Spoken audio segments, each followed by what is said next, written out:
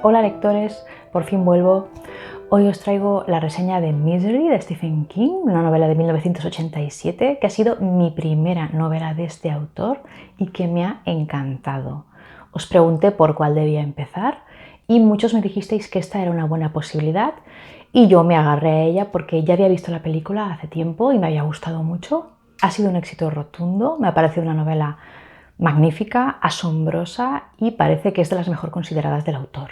Stephen King es un escritor estadounidense, nacido en 1947 y sobre todo ha cultivado los géneros de terror, de misterio, de fantasía, de ficción sobrenatural, de ciencia ficción. Es muy famoso, ha ganado muchísimos premios, ha tenido un gran éxito comercial y muchísimas de sus obras han sido adaptadas al cine y a la televisión.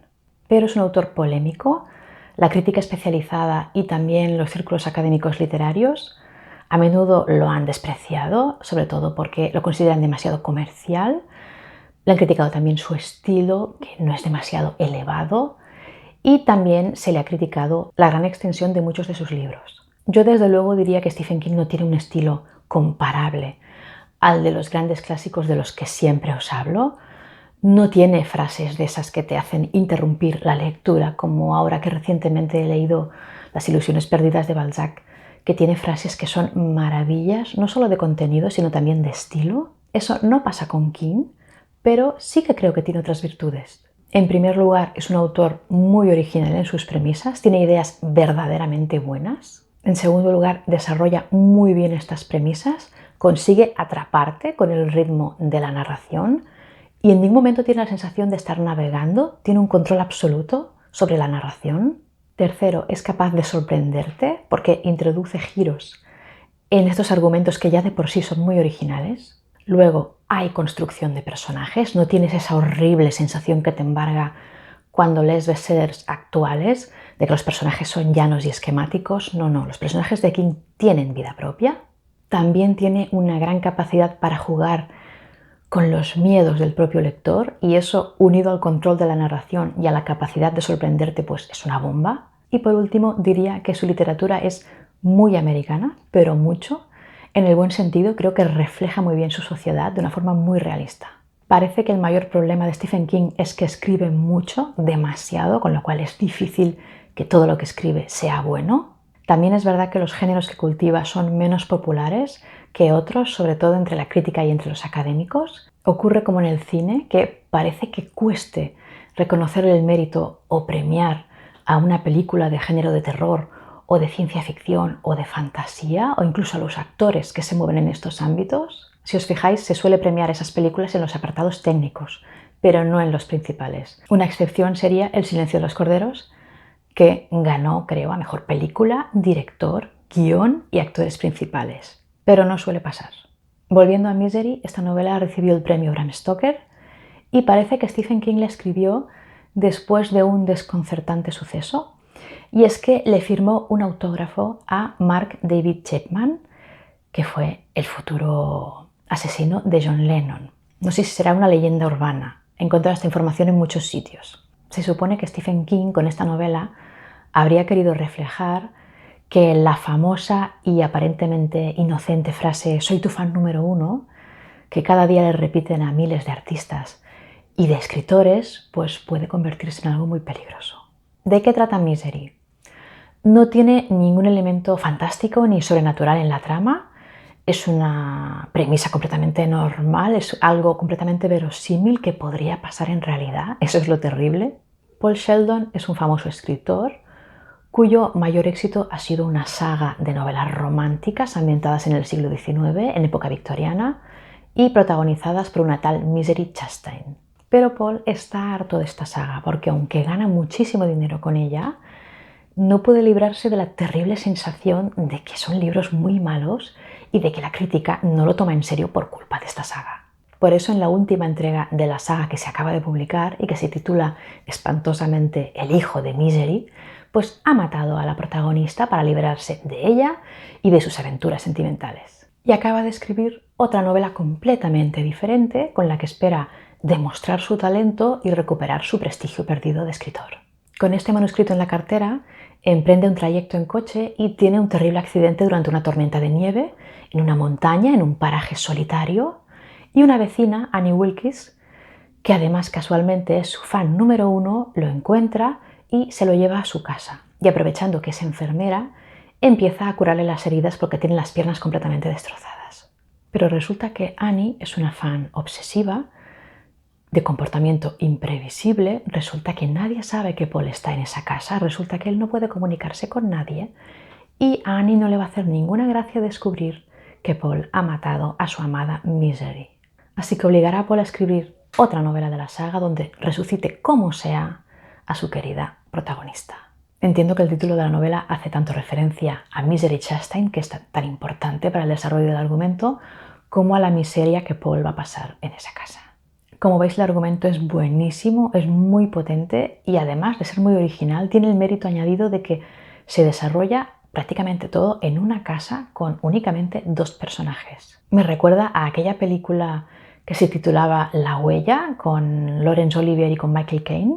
Es que es buenísima, me encantó. Esas premisas con casa y 2 personas dentro y nada más tienen que ser muy buenas para funcionar. Annie Wilkes es sin duda el gran personaje de la novela. Es espectacular, está muy bien desarrollada su psicología y vemos cómo Paul la va conociendo poco a poco, cómo va sabiendo poco a poco cuándo debe tenerle más miedo. Es un personaje perturbador que provoca más pavor que un ejército entero porque es imprevisible y además es muy lista. Y es curiosísima su lógica y sus valores porque los tiene. Por ejemplo, no soporta las blasfemias, no soporta tampoco las palabrotas y eso Paul lo irá descubriendo poco a poco. Annie es una mujer gruesa, corpulenta, muy musculada, con mucha fuerza física. King describe muy bien su constitución, te la hace palpable y hace exactamente lo contrario que hacía Shirley Jackson en La maldición de Hill House. Os conté cómo Jackson describía muy bien la fachada de una casa de manera que convertía esa materia inanimada en una cara con ojos y con cejas. Pues King hace exactamente lo contrario. En vez de humanizar lo inanimado, deshumaniza a Annie. Describe su cuerpo como si fuera de material no vivo.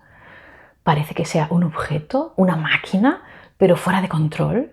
Es fantástica la evolución de la relación entre ambos personajes, cómo juegan al gato y al ratón, cómo se van conociendo, cómo acaban sabiendo cada uno lo que piensa el otro y los dos saben que el otro sabe lo que ellos están pensando. Por su parte es muy verosímil la degeneración que sufre Paul.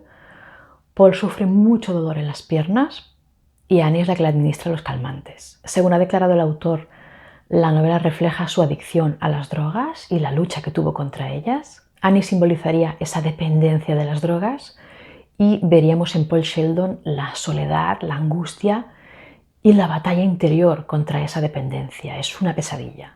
La novela empieza muy de golpe. Paul despierta directamente en una cama, ya en la casa de Annie, y desde el principio sabemos que su situación es mala, que Annie lo tiene de alguna manera retenido. Esto a mí me sorprendió un poco porque la película no empieza así, ya hablaremos de eso al final del vídeo. La trama tiene una tensión creciente, la primera mitad del libro es más bien terror psicológico, mientras que la segunda mitad se mantiene ese terror subyacente, pero ya tenemos episodios más explícitos. La segunda mitad estás muy tenso y el gran acierto de King es que consigue que no tengas miedo solo en los momentos en los que ocurren cosas realmente graves, sino que estás toda la novela imaginando, como Paul Sheldon, 1000 posibilidades siniestras que están sujetas solo a los vaivenes de humor de Annie Wilkes. La atmósfera está cargada de amenazas silenciosas, hay una violencia latente en el ambiente y además todo lo vemos desde el punto de vista de Paul, con lo cual estamos a la expectativa, nos convertimos en un espectador más en la casa y estamos esperando a ver qué pasa en función de lo que decida Annie, porque Paul se puede equivocar en sus juicios y en sus deducciones, no estamos seguros de lo que él cree sea lo que va a pasar. Aunque hay muchos picos de taquicardia con momentos inesperados, yo diría que sobre todo hay 3 escenas especialmente terribles. La primera es la que yo denomino a los pies de la cama. Luego hay la escena del exterior de la casa y luego hay la final. Para mí la más estremecedora es la segunda, la que ocurre fuera de la casa. Es escalofriante, es para no poder dormir, es una brutalidad. El final también está muy bien. Dicen que los finales de King no son lo mejor, pero yo en este caso concreto me gustó muchísimo. Creo que es poco esperado y que se desarrolla muy bien, de forma muy verosímil. Aparte de estos tres momentos álgidos, también hay una parte fenomenal en la que Paul descubre el pasado de Annie, que es súper interesante, es muy emocionante.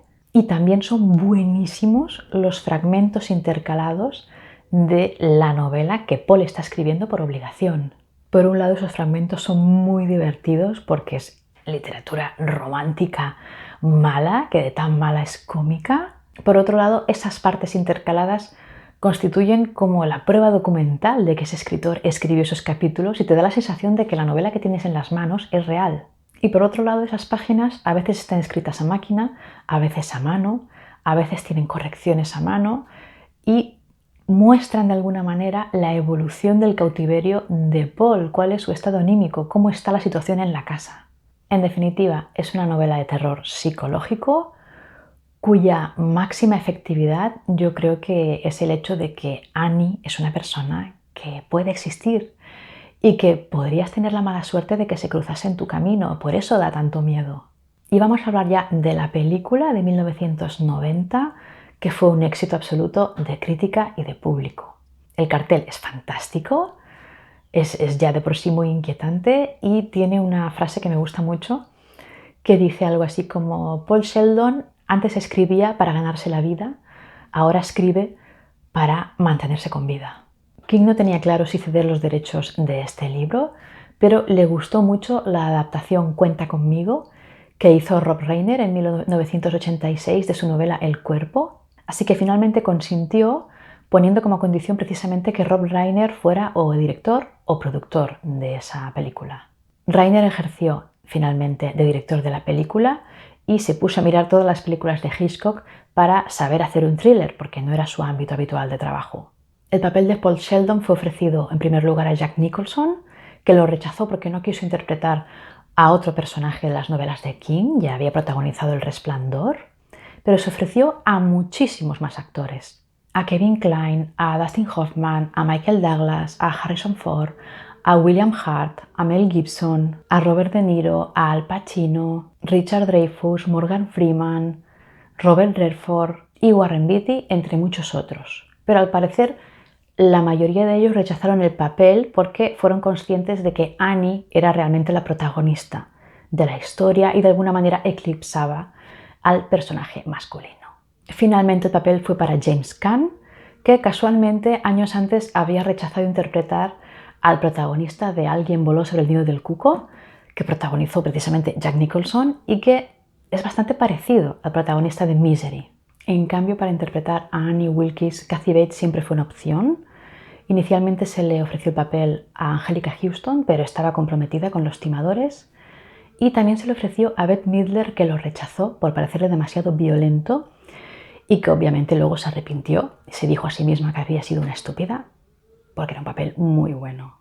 Kathy Bates se volcó completamente en el papel, ensayaba muchísimo, era su costumbre porque ella era actriz de teatro.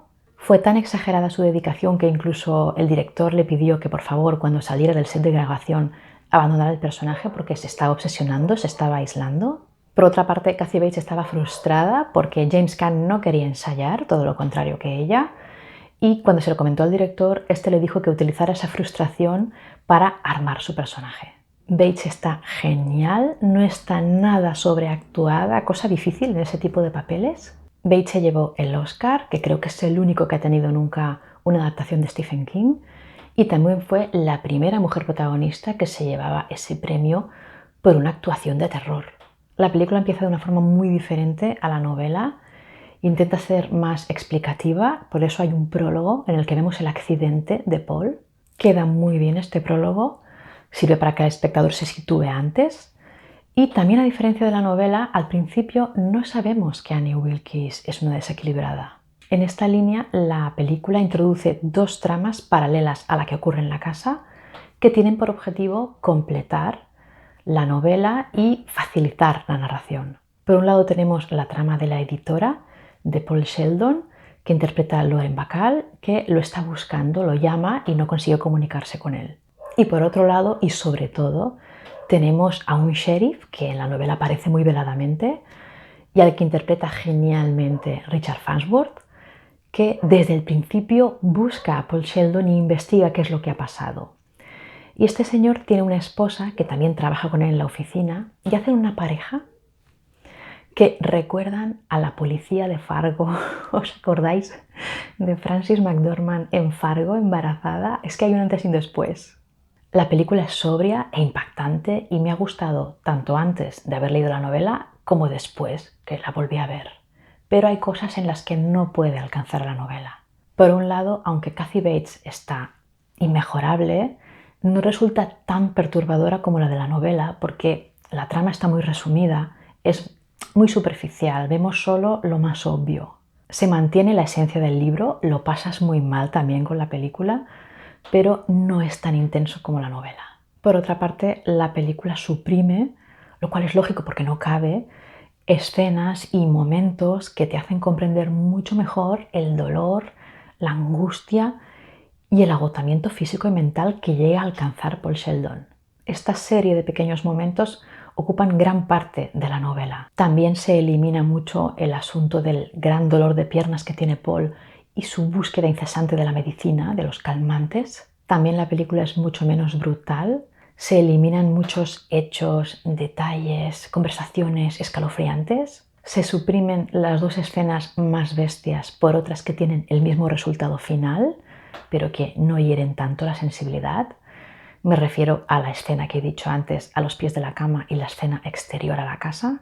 El guión inicial, al parecer, mantenía la escena a los pies de la cama igual que en el libro, pero al final se modificó, cosa que disgustó mucho a Kathy Bates.